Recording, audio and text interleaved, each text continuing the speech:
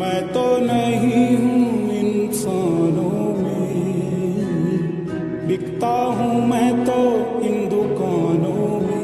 ના ના ચિંતા ન કરો, આ તો ગયા વર્ષના વિડીયોઝ છે. કાઠિયાવાડમાં કોક દી ભૂલો ને પડ ભગવાન, તું થાને મારો મહેમાન, તને તારું સ્વર્ગ રે ભૂલાવું શામળા. આ દુહો જ્યારે તમે ગાવશો ને ત્યારે મને એમ થાય છે કે હું 9 દિવસ તો 9 દિવસ તમારો મહેમાન થાવ, તમારે આંગણે આવું. હા, હું ગણપતિ મહારાજ જ વાત કરું છું હો. મારું ધામે ધૂમે સ્વાગત, મોટા મોટા સાઉન્ડ, અવનવા મંડપ, રંગબેરંગી લાઇટો અને ફટાકડા ફોડીને તમે મારી આગતા સ્વાગતા કરો છો ને. અવનવા મને વસ્ત્રો પહેરાવો છો, મારો જાજરમાન અને દિવ્ય શણગાર, સાથે મહાઆરતી અને પ્રસાદનું કેટલું ભવ્ય આયોજન કરો છો.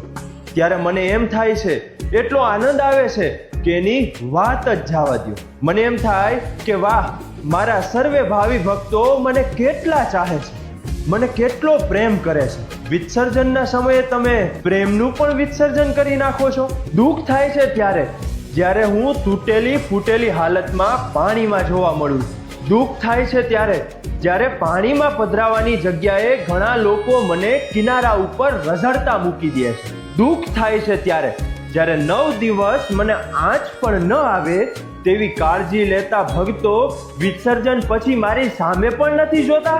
9 દિવસ ઘણી વિનંતીઓ મને આવી છે કે મારા દુઃખ હરજો હોને પ્રભુ, પણ શું ક્યારેય કોઈએ મને પૂછ્યું છે કે ગણુ બાપા તમને તો કાંઈ દુઃખ નથી ને? મને હૃદયથી ખૂબ ચાહતા મારા ભક્તો, મારી પ્રત્યે અપાર શ્રદ્ધા ધરાવતા ભક્તો જ્યારે આમ કરશે ત્યારે હું ક્યાં જઈશ? માટે સર્વભાવી ભક્તોને હું ગણપતિ ગજાનન મહારાજ એક નાની વિનંતી કરું છું, વિસર્જન સમયે મને સાચવી લેજો હો. અને હા, વિસર્જન સમયે ઊંડા પાણીમાં જતા તમે પણ ધ્યાન રાખજો.